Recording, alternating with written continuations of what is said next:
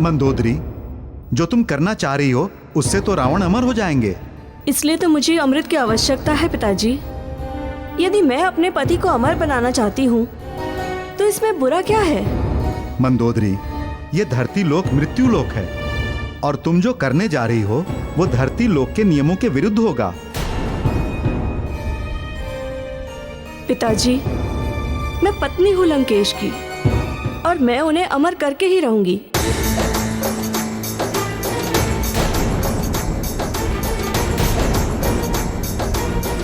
और इस कार्य में आपको मेरी सहायता करनी ही होगी पिताजी। शिल्पकला में अधिक निपुण होने के कारण देवताओं ने विश्वकर्मा देव के स्थान पर आपसे अमृत को सुरक्षित रखने का स्थान बनवाया है। आपको मुझे उस स्थान के बारे में बताना होगा पिताजी।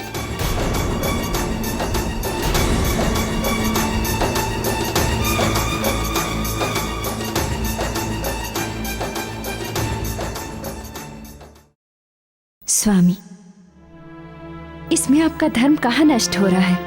उस अमृत कलश को ये चुरा तो नहीं लेगी? बताइए ना स्वामी, कहाँ रखा है अमृत देवों ने?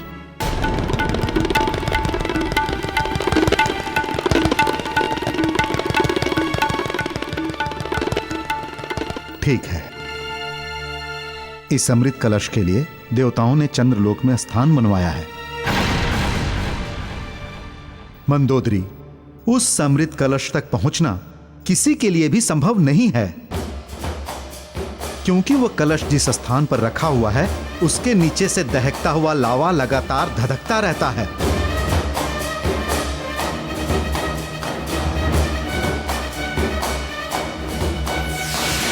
उस धधकते लावे के कुंड को कोई भी लांघ नहीं पाया और यदि किसी ने लांघने का प्रयास भी किया तो वो वहीं जलकर भस्म भी हो गया। और यदि कोई कुंड के बाहर आकाश मार्ग से उस अमृत कलश तक पहुंच भी गया तो उस अमृत कलश के नीचे से निकलते विषैले धुएं से उसकी सांसें वहीं घुटकर रह जाएगी। मंदोदरी, उस सुरक्षा कवच को तोड़कर अमृत कलश तक पहुंच पाना असंभव है। वहां जाने का अर्थ है आत्मघात, यानी अपने आप को मृत्यु के मुंह में झोंकना। पिताजी, मृत्यु से मुझे भय नहीं लगता, किंतु मैं अपने पति को अमर बनाने के लिए अवश्य वहां जाऊंगी। मंदोदरी अपना हट नहीं छोड़ेगी स्वामी। बताइए ना स्वामी, कोई तो रास्ता होगा अमृत कलश तक पहुंचने का। बताइए ना स्वामी। मंदोदरी, उस अमृत कलश तक देवताओं की सहमति के बिना कोई नहीं पहुंच सकता, परंतु पूर्णिमा की रात उस अमृत कलश को सुरक्षित स्थान से बाहर निकाला जाता है और उस पूरे चांद की रात्रि में चंद्रदेव अमृत कलश से अमृत की कुछ बूंदें पृथ्वी पर पृथ्वी वासियों के सुखमय जीवन के लिए बरसाते हैं। वही एक समय है जो कोई भी उस कलश तक पहुंच सकता है।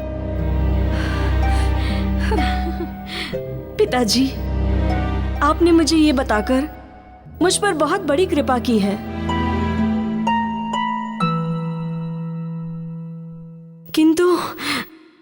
किंतु अब समस्या ये है कि मैं चंद्रलोक तक पहुंचूंगी कैसे?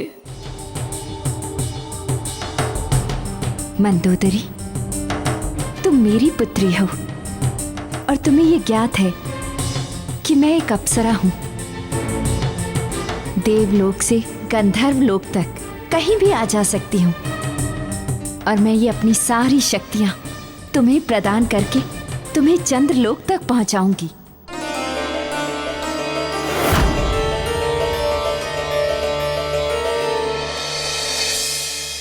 अब बताइए, अब कैसी समस्या आ गई है? प्रभु, मैंने जो भी कार्य किए हैं उन्हें देखकर माँ को शंका हो गई है और अब वो जानना चाहती है कि मैं उनका पुत्र मारुति हूँ या मारुति के रूप में कोई अवतार।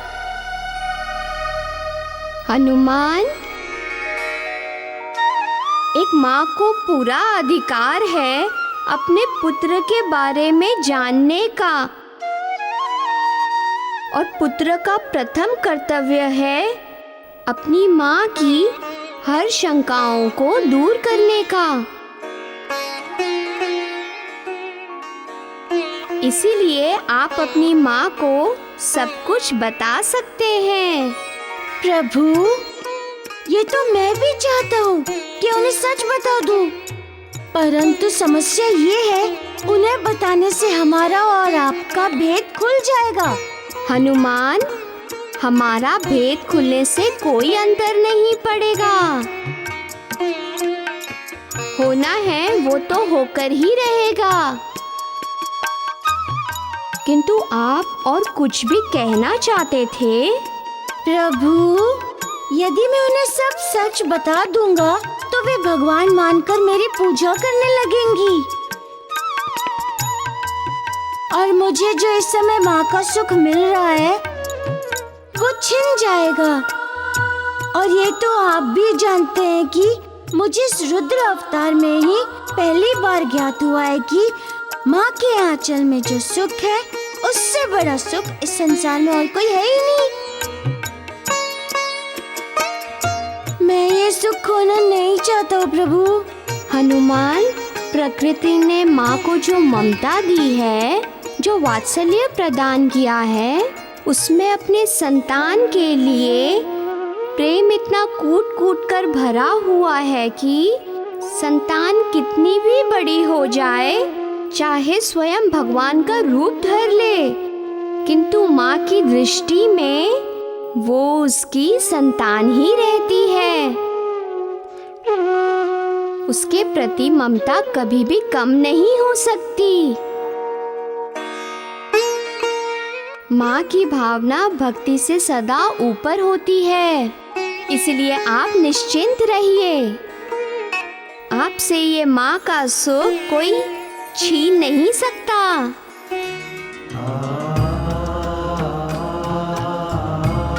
प्रभु, आपने तो बड़ी सहजता से मुझे इस दुविधा से निकाल दिया है। मेरा आपको कोटि कोटि नमन। अब मुझे आज्ञा दें प्रभु।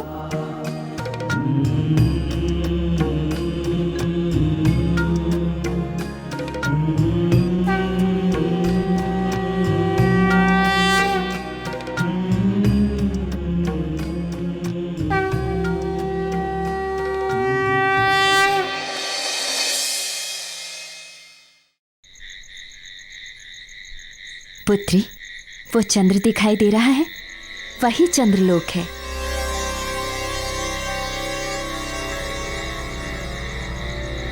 तुम मेरी शक्तियों को धारण करके वहां पहुंच जाओगी। एक बात का ध्यान रहे, जब तक तुम लौट कर नहीं आओगी तब तक मेरा ये शरीर पत्थर की मूरत बनकर निर्जीव शिला के समान यहीं रहेगा।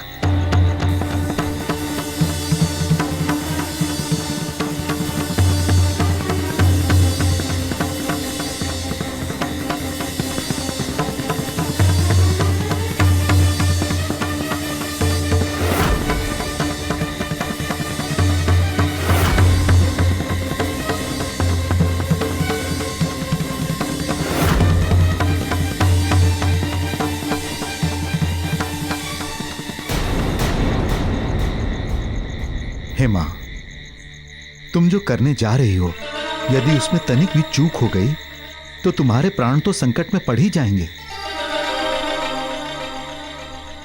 मंदोदरी भी यदि देवताओं द्वारा पकड़ ली गई तो अनर्थ हो जाएगा। आज मेरी पुत्री ने मुझसे सहायता मांगी है, इसलिए मैं पीछे नहीं हटूंगी।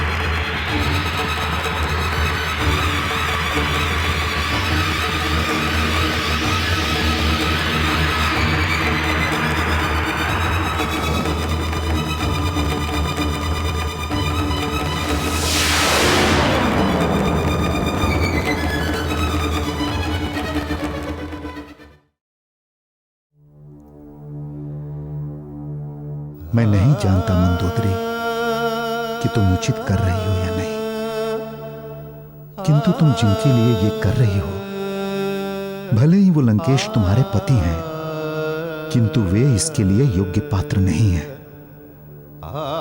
कहीं तुम्हारा ये कार्य संसार के लिए अशुभ सिद्ध ना हो।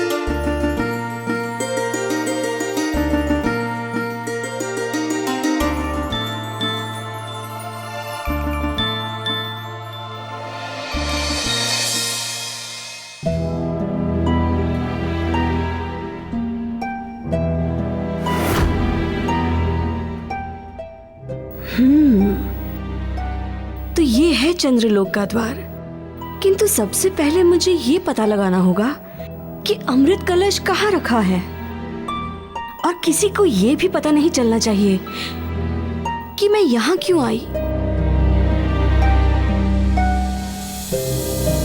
जैसे भी हो, अमृत तो मैं यहाँ से लेकर ही जाऊंगी।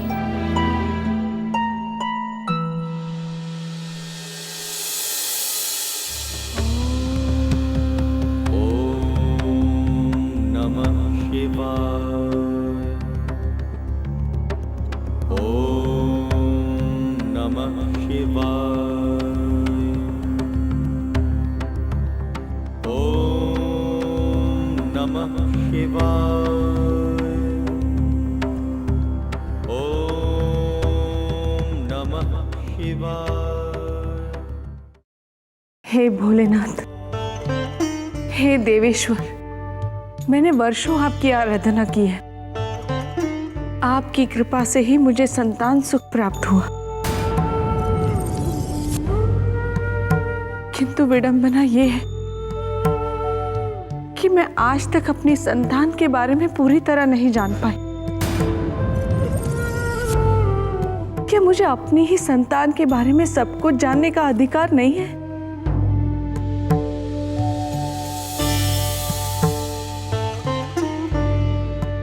मैंने उसे सच्चाई बताने के लिए आज आपके द्वार पर बुलाया है। हे प्रभु, मुझ पर एक कृपा और कर देना कि ना तो वो मुझसे झूठ बोले और ना ही उसके सच के कारण वो मुझसे बिछड़े।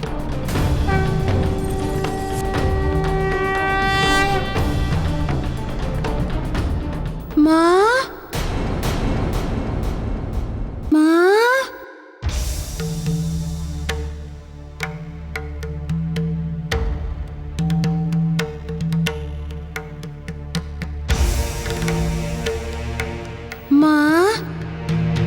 तुम्हारे हर प्रश्न का उत्तर तुम्हारे पास ही है,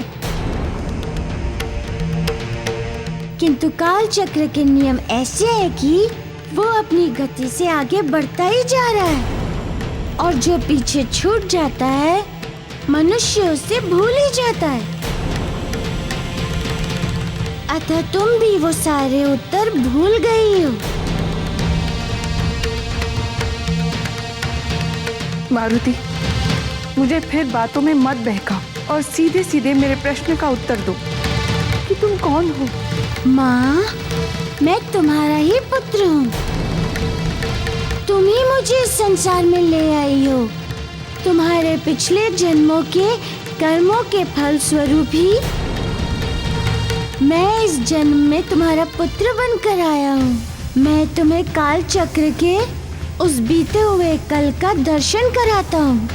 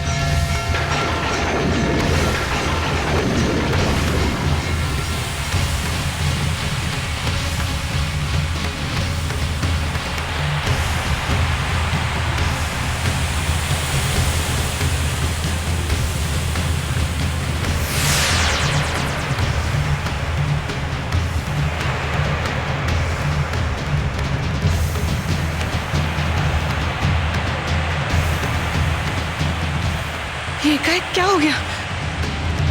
मैं यहाँ कैसे पहुंची? माँ, मारुति, माँ, यही तुम्हें तुम्हारे हर प्रश्न का उत्तर मिलेगा। यहीं से जुड़ा है तुम्हारा और मेरा माँ बेटे का संबंध। माँ, तुम जानना चाहती हो ना कि मेरी सच्चाई क्या है? तो सुनो, मैं महादेव शिव का 11वां रुद्र अवतार हनुमान हूँ। हनुमान हूँ। हनुमान हूँ। हनुमान हूँ।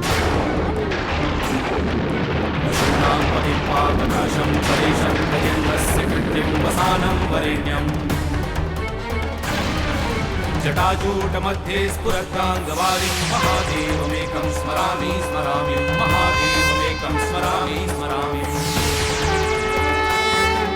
महेशं सुरेशं सुराराधिनाशं विभुं विश्वनाथं। नहीं नाचूंगी मैं किसी देव के लिए नहीं नाचूंगी।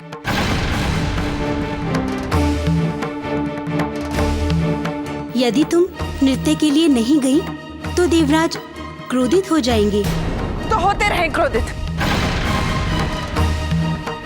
किंतु मेरा नृत्य केवल ईश्वर को समर्पित है। किसी देव सभा के मनोरंजन के लिए मैं नहीं नाचूंगी।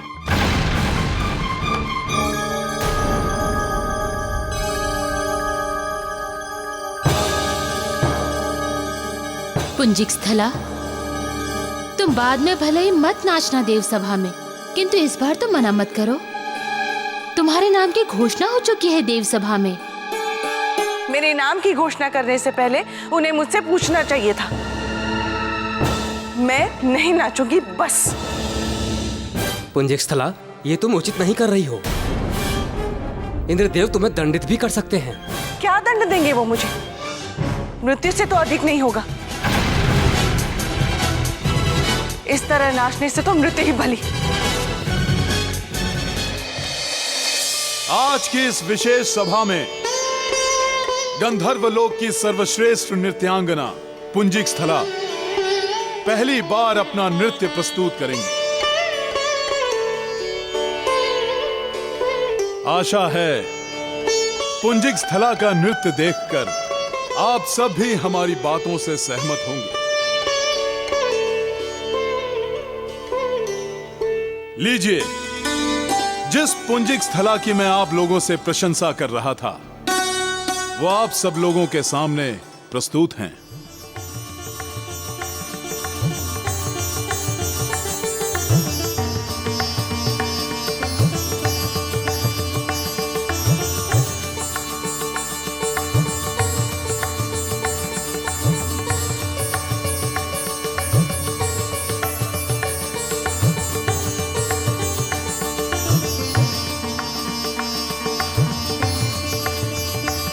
ये है गंधर्व लोक की सर्वश्रेष्ठ नृत्य की पुंजिक स्थल।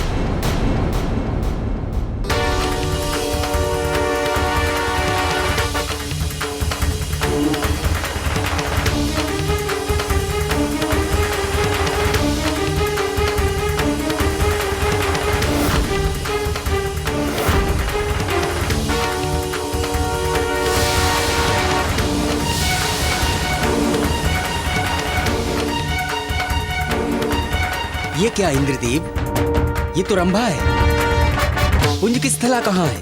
क्षमा करे देवराज, पुंजिक स्थला ने नृत्य करने से मना कर दिया है।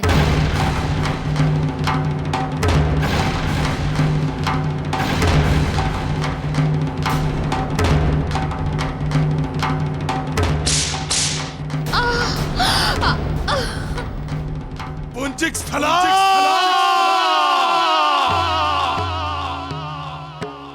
हे देवेश्वर, हे भोलेनाथ, मैं नहीं जानती जो मैंने किया है वो उचित है या अनुचित, किंतु अब जो भी परिणाम हो, मैं उस देव सभा में नहीं नाचूंगी। पुंजिक स्थला!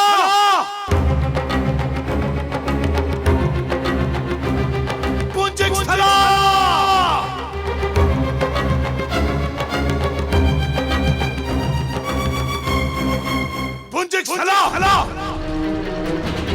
तुम्हारा इतना साहस कि तुमने देवराज इंद्र की सभा में आने से मना कर दिया?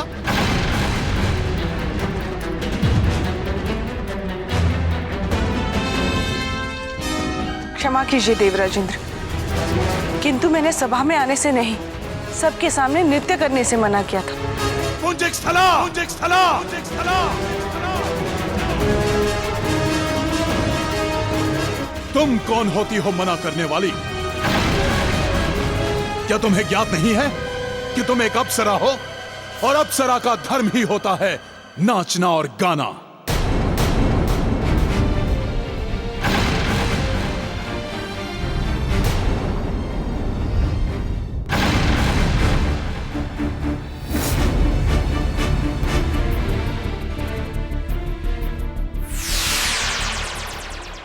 लो,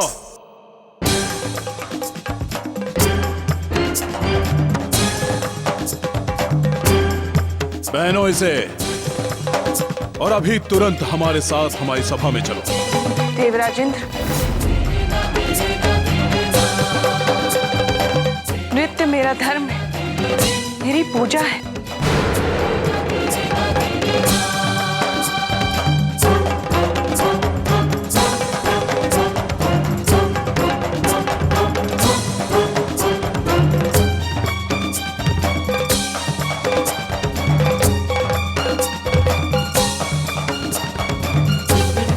किंतु मेरा नृत्य मात्र ईश्वर को ही समर्पित है। देव सभा में मनोरंजन के लिए नहीं है मेरा नृत्य।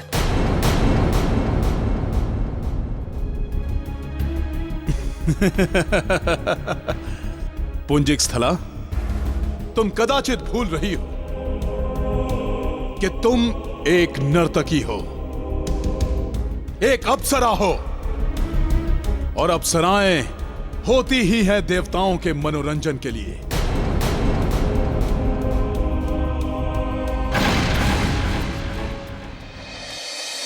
किंतु मैं एक स्त्री भी हूं और मैं एक पूर्ण स्त्री बनना चाहती हूं,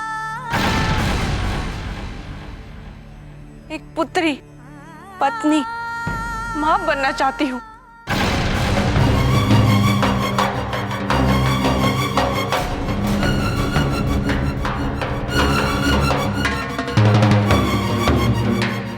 पुंजिकस्थला, एक अप्सरा के पास ये सारे अधिकार नहीं होते। उसका जन्म ही होता है नाचने और गाने के लिए। देवलोक का यही नियम है। मैं किसी नियम को नहीं मानती। मैं अपने सारे अधिकार पाकर रहूंगी। मैं एक पूर्ण स्त्री बनूंगी। पुंजिकस्थला! देवलोक के नियमों को ना मानने का दंड भुगतना होगा तुम्हें। कल प्रातः तुम्हें हमारे दरबार में उपस्थित होना ही होगा। हाँ। कोई भी दंड भोगने के लिए तैयार हूं देवराज, किंतु मैं देव सभा में नहीं नाचूंगी।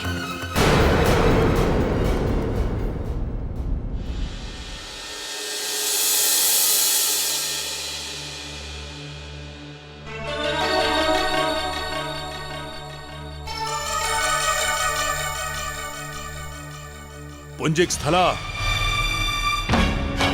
देवलोक के नियमों को भंग करने के कारण तुम्हें देवलोक और उस अप्सरा कुल से निष्कासित किया जाता है जिसमें तुमने जन्म लिया है।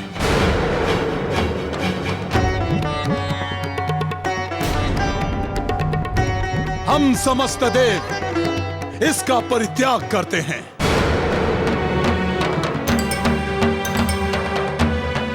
तुम्हारे इस शरीर के साथ तुम्हें कोई भी नहीं अपनाएगा, कोई भी नहीं।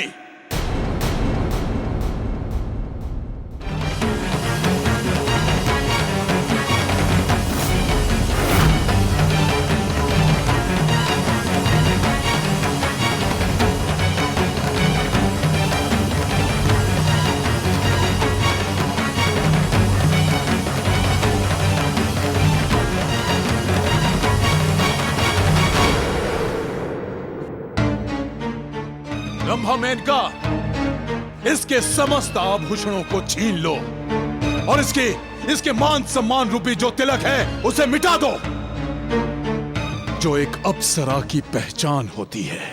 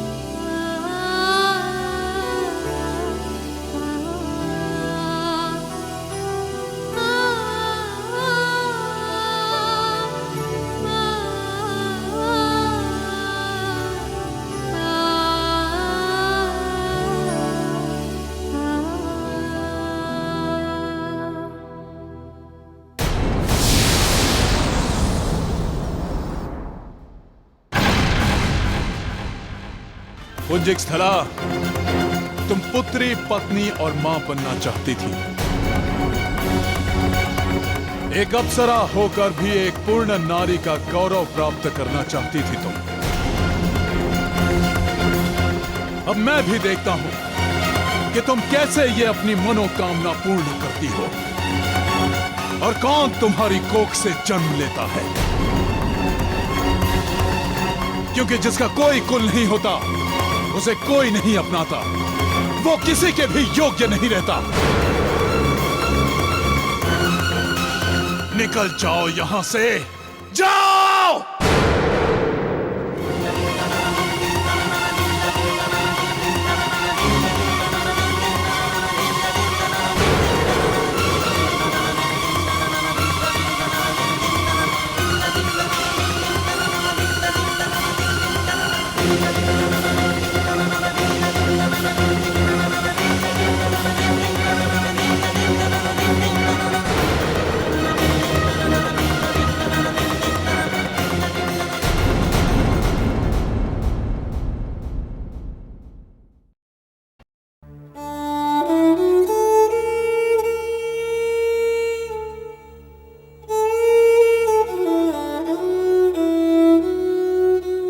नारायण नारायण।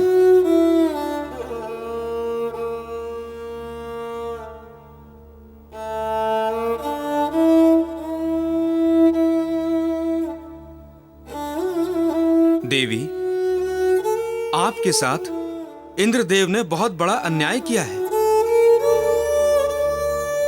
उन्होंने आपको स्वर्ग से ही निष्कासित नहीं किया, अपितु आपका कुल आपसे छीनकर आपको इस संसार के अयोग्य भी घोषित कर दिया है।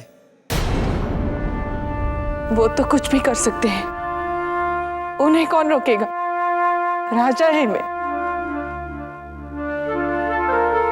किंतु मैंने अपने स्त्री सम्मान की रक्षा की है, उसके लिए मुझे जो भी सहना पड़े मैं सहूंगी।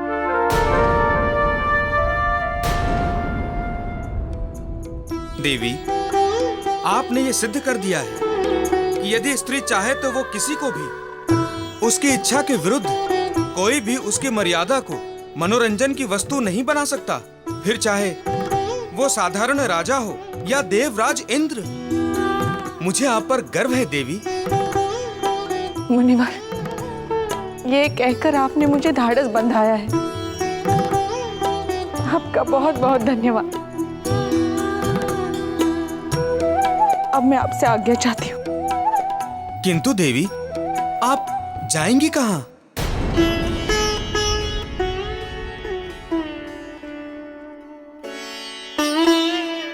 ये तो भगवान ही जाने। जहाँ मेरे पाँव ले चलेंगे वहाँ चली जाऊंगी। देवी, इस जगत की यही विडंबना है, जिसे एक बार कुल से निष्कासित कर दिया जाता है, फिर कोई दूसरा कुल उसे अपनाने का साहस नहीं करता।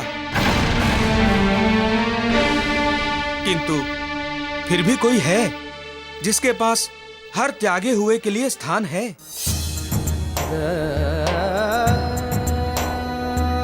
हाँ देवी, जिसका कोई नहीं होता उसका भगवान होता है। आप भगवान की शरण में जाइए।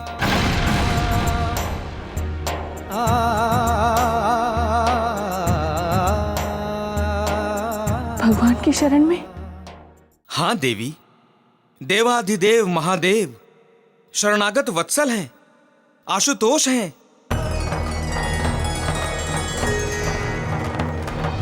नमः शिवाय च नमः शिवाय, नमः शिवाय च नमः शिवाय, नमः शिवाय च नमः शिवाय, नमः शिवाय च नमः शिवाय, नमः शिवाय च नमः शिवाय। आप कैलाश पर जाकर भगवान महादेव की शरण में जाइए, वे अवश्य ही आपका कल्याण करेंगे। नमः शिवाय, नमः शिवाय, नमः शिवाय, नमः शिवाय, शिवाय, नमः शिवाय, शिवाय, नमः शिवाय,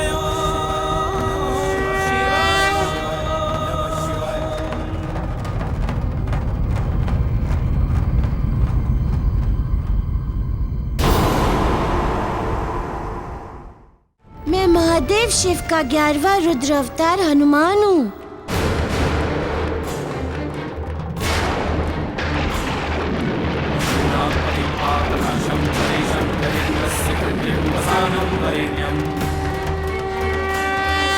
जटाजूटमध्ये स्फुरद्गाङ्गवारिं महादेवमेकं स्मरामि स्मरामि, महादेवमेकं स्मरामि स्मरामि,